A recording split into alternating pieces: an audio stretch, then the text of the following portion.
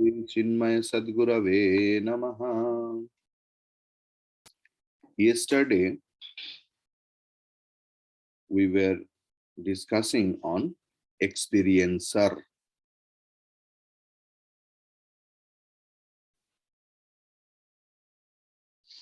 So, physiology considers the man as a physical structure with a brain, having the capacity to think and feel. The spiritual physical structure of man, as visualized and estimated by the Eastern saints of old, goes beyond the themes of the Western biologists. It is well known that a mere physical body will not move, grow, or act unless the life principle presides over it. A dead body can no more smile, eat, walk, think, or feel. When once life has flown out, the body falls down and in a short time starts decomposing into the very elements from which it had come. This is the true, suppose our festivals also, reminds us all those things. Like Deepavali, in our culture, there was no electric bulbs or anything else. It was the clay lamp where we used to put the oil and wick and lit the lamp. It indicates a human body, that we have come from the clay, that diya or the lamp indicates it. And the light indicates the Atma. And that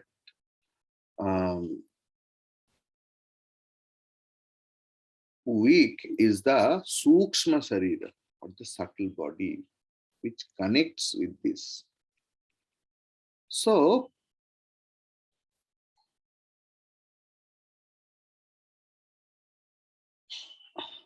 okay, I will discuss it in another day.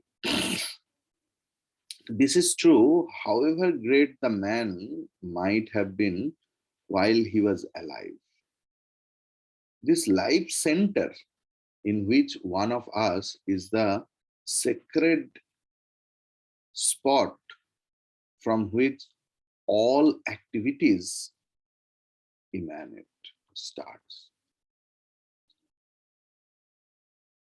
If that life center be not in this brahmachari or swami, from this very moment onwards, he would end all discourses for all the time.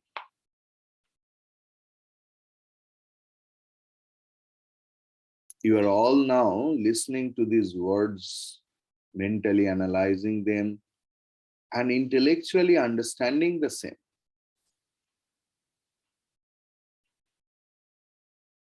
None of these actions would have been possible if life was not vitalizing your body, mind, and intellect. The divine spark of life, the spiritual center called Atma in Vedanta. is considered to have been enveloped by the various layers of matter of varying degrees of grossness.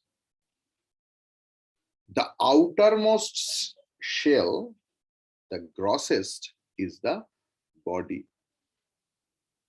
And we almost all through our conscious existence go about conceiving ourselves to be only this body. Very rarely, a few of us may be aware of the existence of our mental and intellectual personalities. And indeed, probably none of us is even remotely conscious of the vital center of all life and bliss in us. The Atma or the self is represented as Om in our scripture.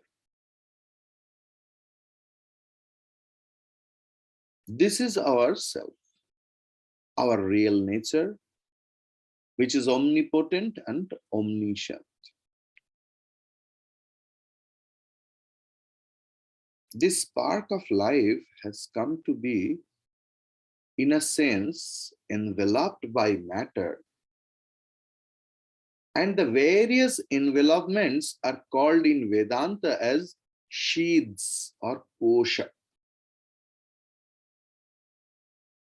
The terminology sheath or kosha indicates that just as the sword and its sheath have no contact, likewise between the eternal divine spark of life and the matter there is no contact. It only indicates that in the presence of the spirit alone, the matter coverings gain a similitude of life. There are 5 distinct kosha or sheaths. First one is food sheath, the outermost, this body. Second one means Annamaya kosha. Second one is vital air sheath, linking it internally, means Pranamaya kosha. Then the mental sheath within and still interior is Manomaya kosha, and the intellectual sheath and lastly the subtlest of all, the bliss sheath. Many of the philosophies, belief system, they have stopped there. They think bliss sheath or Anandamaya kosha is Atma, but it's not true. Vedanta went far. So before we go into the detailed study of the composition and nature of the various sheaths, let me explain to you the philosophical implications of the term interior. When we say that one sheath is interior to the other,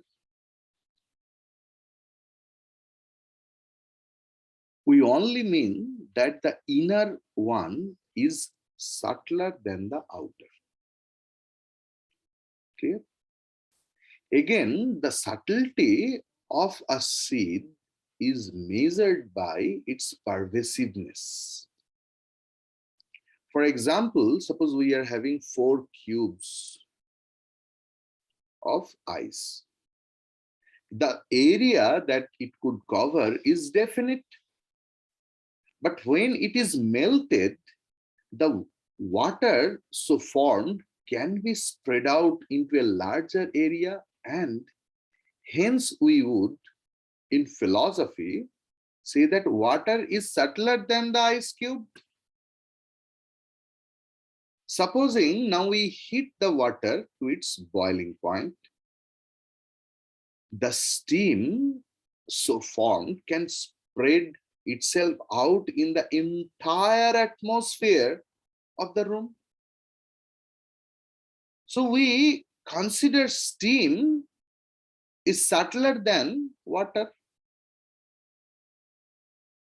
Similarly, the physical body is the grossest.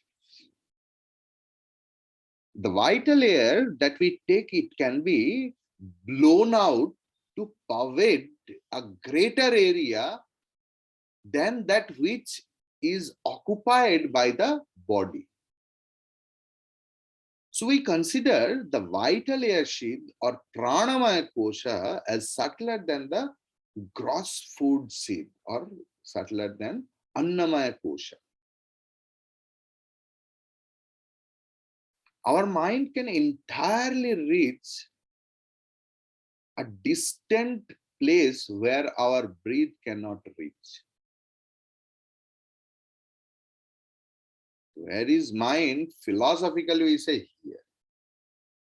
But rather than mind, if we pinch in the last toe, can we feel or not? Means mind is so much pervasive. Clear?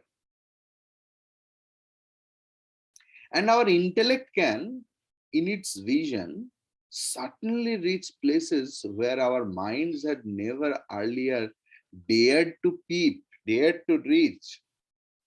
Thus, we consider the mental and the intellectual shades, Manomaya and Vijnanamaya Kosha, as more and more subtle than their outer sheaths.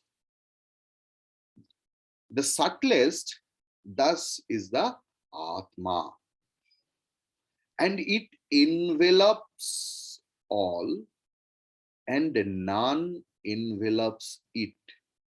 This is the basic thing. Atma envelops all, and none envelops Atma. It is all pervading. Who says? Vivaka Chaitanya? No. Shruti Mata, Upanishad. So, what is food sheath? That physical body which every one of us is fully aware of during our waking state of consciousness. जागृत अवस्था में इस शरीर का मूल्य है.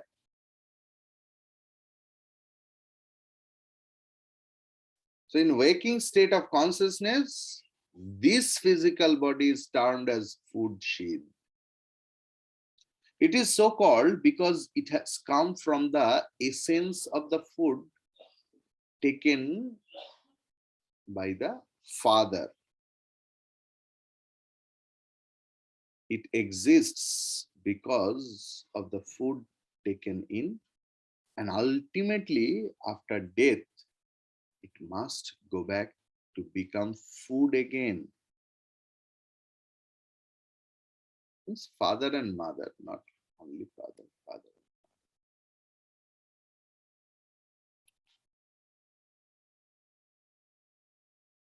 Like this gigantic figure has not come out from the air. It's the product of the enormous heaps of food I have consumed. This is the resultant of that. The substance of the physical structure rising from food, existing in food, and going back to food naturally is termed most appropriately as the food sheath or annamaya kosha.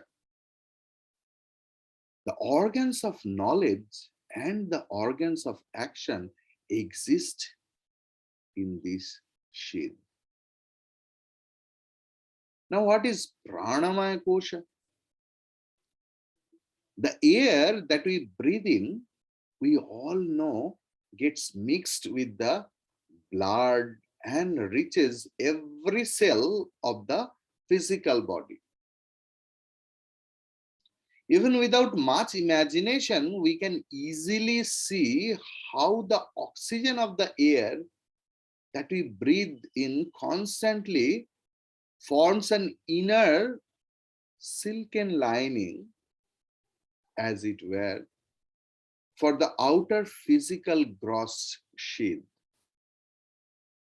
The vital air sheath controls all the organs of action, and according to the different functions it performs, the science of Vedanta has classified it under 5 different names. Pancha Prana. So we may consider them as corresponding to the 5 physiological systems that the biologists describe. That prana, first one, means the system of perception. It controls all perceptions of the 5-fold stimuli received from the outer world. This is prana. Second one is apana. Apana is system of excretion. All things thrown out of the body, seeds, spit, perspiration, urine, stool, and so on, are expression of this prana. Then samana. Samana is the system of digestion. The digestion of food received in the stomach. Then fourth one is vyana, circulatory system. The power by which the digested food is justly conveyed to the various limbs of the body by the bloodstream. And fifth one is udana, system of thinking. The capacity in an individual to raise his thoughts from their present level to conceive a possibility or appreciate a new principle and so on is also a play of prana. Means prana, all are prana. Pancha prana means prana only. And that is divided into 5. And that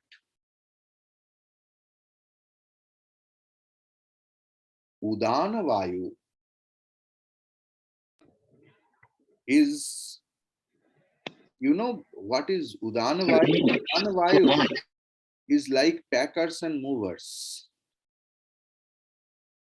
Before that sukshma sharira leaves the body, udana vayu is responsible to pack up everything else into a coverage, and then whoosh, and it enters into another body. Now, mental sheath or manomaya kosha. None of us is entirely unaware of the existence of mind in us. Mind is that seat in us which entertains our doubts. Sankalpa vikalpatmaka manaha. That is the definition of mind. So, Mind entertains our doubts, joys, and other emotions. It constantly erupts into the non-stop flow of the thought lava. You know, you have seen Agnyagiri, the volcano. The lava erupts constantly. Here inside there is like a volcano. The mind constantly erupts into non-stop flow of thoughts. Mind is the doubting element, while intellect is the determining factor in each of us. Nishchayatmika buddhi. Bhagavan Shankaracharya ji has given the definition. Determining factor. Mind can go on its flights to things and places seen or heard, and because of its vast riches, it is considered subtler than all its outer envelopments that we have explained above.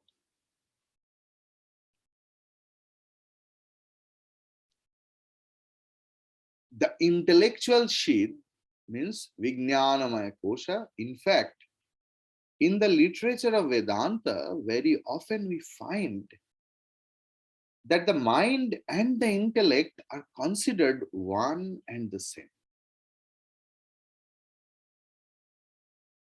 सब लोग कहते हैं मन और बुद्धि एक है.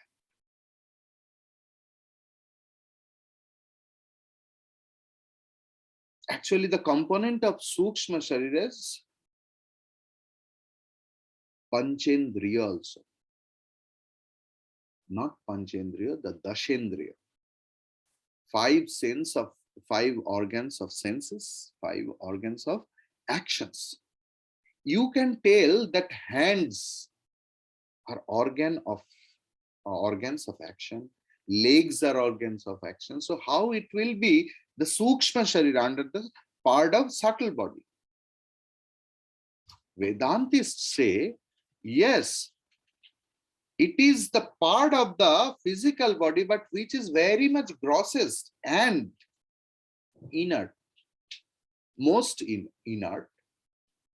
The ability to work through hand is karmendriya,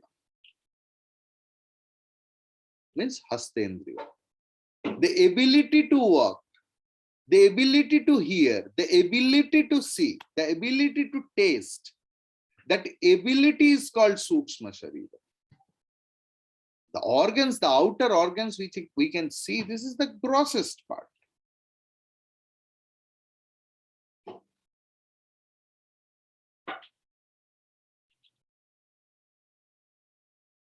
So intellect is the mind has come to a determined decision or a wild judgment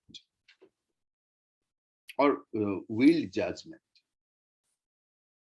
Then intellect is considered subtler than the mind because it adventures forth into realms farther than that which it has heard or seen before. The hitherto experienced are the fields of its pleasures. And hence we consider the intellect to be a sheath interior to that of the mind. And another thing, it controls the mind also, because mind's job is doubting. Should I do it or not? Should I take it or not? Should I see it or not? Then Nishchayatmika Buddhi, intellect determines what you will do. You know, when we make mistakes, our common phenomena is we see because of him I did it, because of him I committed this. We forget that at the end of the day, I take the decision. whoever impress me or insist me, maybe at the end of the day, I take the decision. Now, Anandamaya Kosha or the Bliss Sheath. This is the sheath made up of negativity or ignorance, in which we exist during our deep sleep state of consciousness. Ignorance is there. That is why when we woke up from the sleep, we come out from the sleep, you see, we don't know what you were doing, how was the sleep, I don't know. But we can only say the experience, what a beautiful sleep I slept.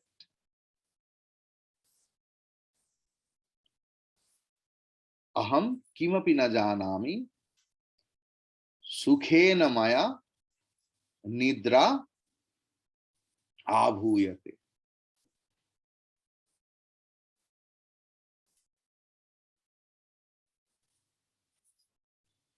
It is considered blissful because whatever be the condition in which individuals are in their waking and dream states, once they reach the halls of sleep, they may be rich or poor, successful or disappointed, healthy or sick, young or old, all experience the same undisturbed peace and bliss. To the ordinary gross intellect, this sheath is an unconscious state of nothingness, meaning none of those things known to it as things. In this deep sleep state of consciousness, man is experiencing a joyous condition wherein none of his known experiences are repeated, but all the same homogeneous. The joy felt is positively known.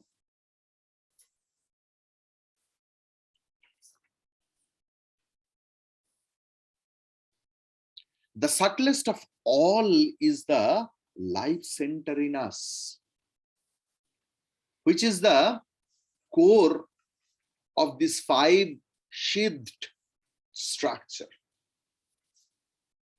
The five layers of matter, what we discussed just now, along with the eternal life center at its core, together constitute the spirituo-physical structure of you and me.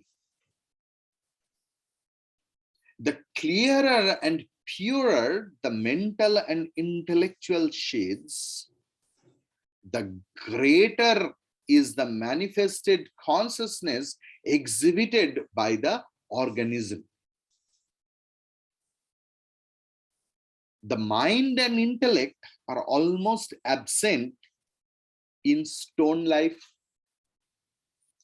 And so we see no awareness in them at all. In plant life, Vedanta claims a rudimentary mind and intellect. And hence, in that kingdom, we see a percentage of awareness in comparison with the dull and inert state of stone life. Much more clear and developed is the mind and the intellect of the animals. And so they are definitely more aware. The supreme development, of course, is in man. The purer the mind and intellect, the brighter are the beams of consciousness that shoot out from that individual. A saint or a prophet is he who has the maximum awareness manifest in him. That's why in Hindi it's a very nice thing that Savdhani hi sadhan hai. What is our sadhana? You have to be conscious at every moment, 24/7. Whether you are conscious or not, where you are stepping, what you are saying, what you are doing, and what is the process before doing, how will you practice it? Before doing anything else, give a pause for 1 second. Make a habit. Why I am doing? Why I am saying so? Suppose you are angry on someone else. Ask yourself, why I am angry? What is the result? Start asking questions to yourself. Instead of that, what we do? Wife starts blaming the husbands. Because of you, that didn't happen. Why did you do? Why did you? Oh my God. Very interesting story, you know. One person went to a marriage party and he stepped into a sari of a woman.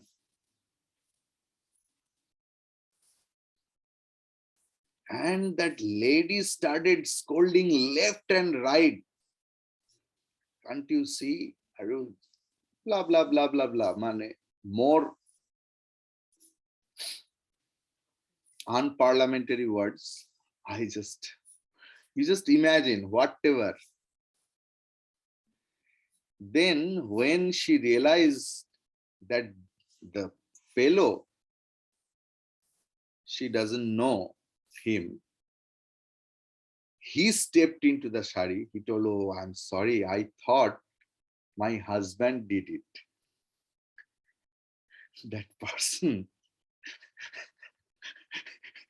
from that day determined that I will never marry because this is the resultant I will get.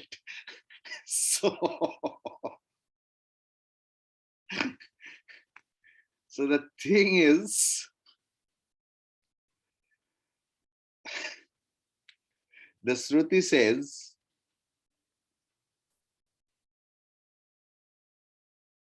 that the knower of Brahman becomes Brahman. Brahmavid, Brahmaiva Bhavati.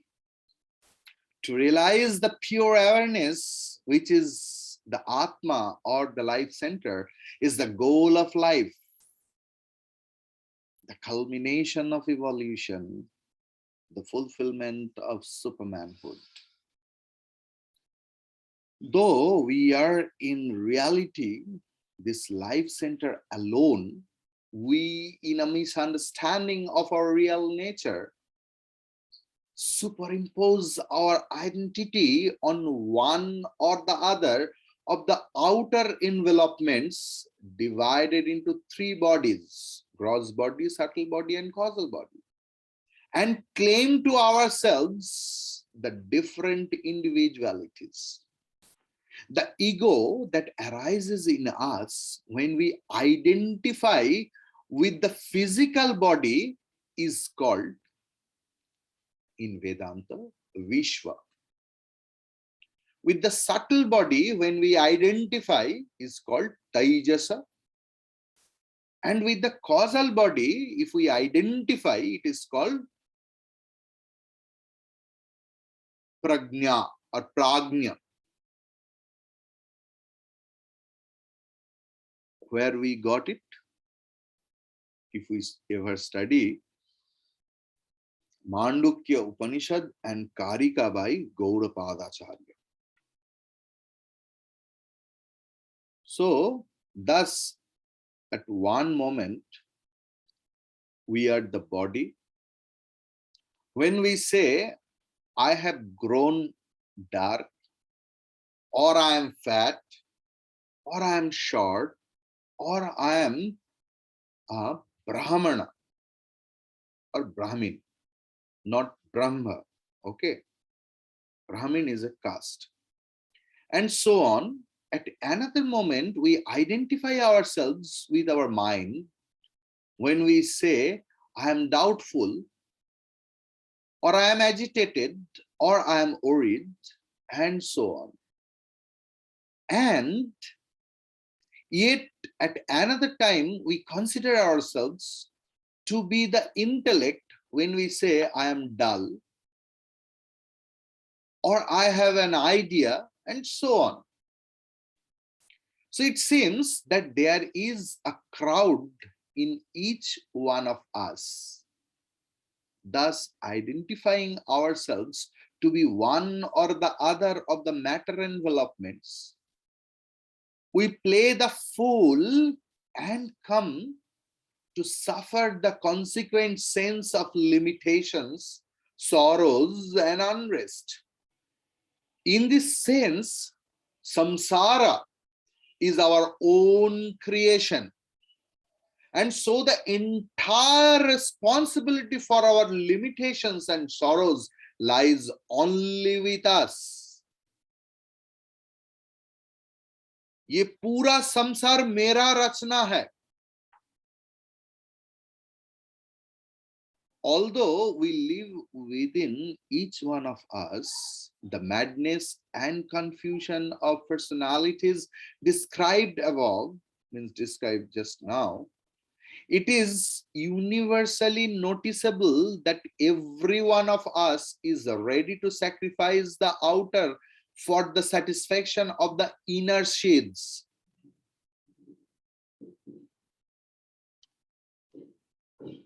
For example, let us suppose that a man has a painful ulcer in his forearm, giving him unending tortures of the mind. He approaches a doctor who advises that he must get his arm amputated. The patient readily allows his gross body to be chopped off so that he may cure the agitations of the mind. In another instance, when a religious or a political ideal has taken possession of one's intellect, that revolutionary is ready to suffer any amount of physical discomfort and even mental tortures in order to preserve the convictions of his intellect.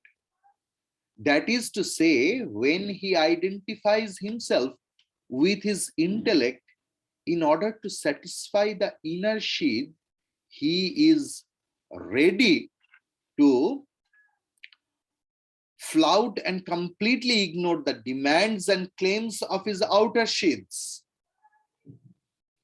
When once we have followed closely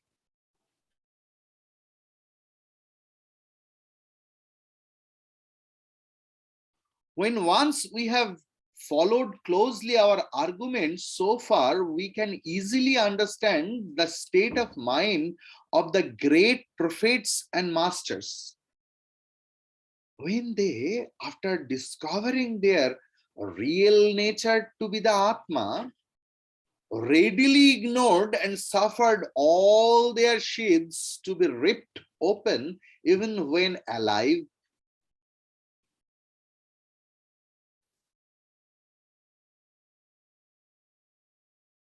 A Christ persecuted and put on the cross could sincerely pray to the Lord in all forgiveness and charity.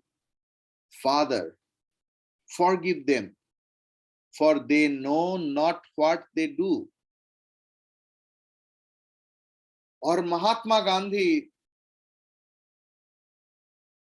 could crumble down with bullets in his chest, singing, Hey Ram.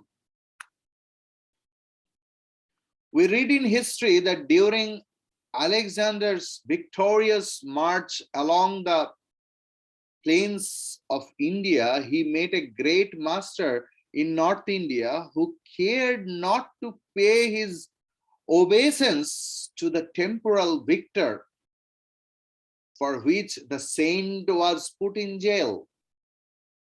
The next day, Alexander went to the cage and introduced himself as the victorious emperor.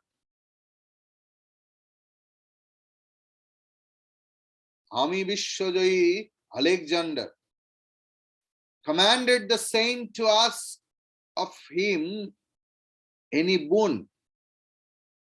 The saint, it is reported, looked up at the monarch's face and in withering contempt, with a serenity born out of true wisdom, replied, You are obstructing the sun's light.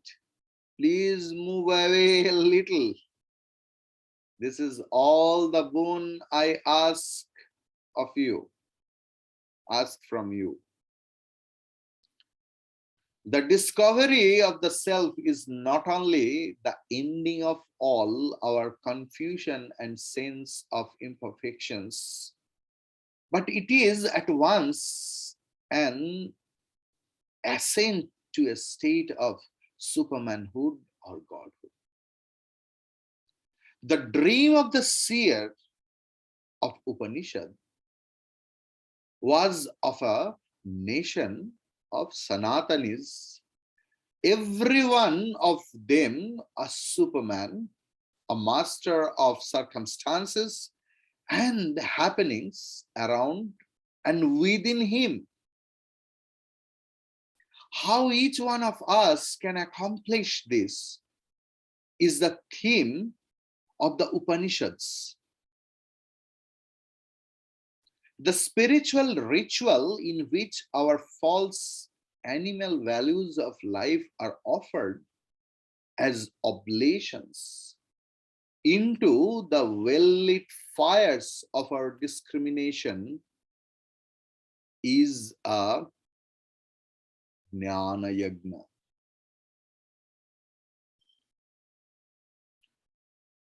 We are now riddled with lower values because we identify ourselves with the matter envelopments and view life through these distorting media. How we can now withdraw our identifications with the outer envelopments and turn inward, as it were, in a spirit of self-discovery can be the theme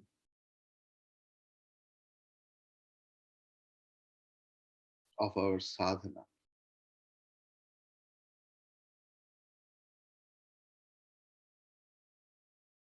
You may wonder why we should know all these details. Is it not sufficient if I do as I am told? Asks a brother seeker.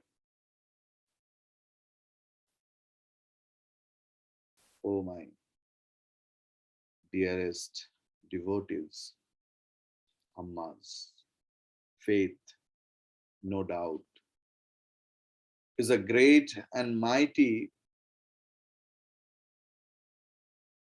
ally to the seeker. But blind faith, born out of fear and thriving in ignorance, is a chain of slavery. Knowledge lends an edge to end a direction for sadhana and helps us to do our pilgrimage with jet plane comfort. torpedo precision, and rocket speed. Hari Om Tat Sat. Hari Om Tat Sat. Hari Om.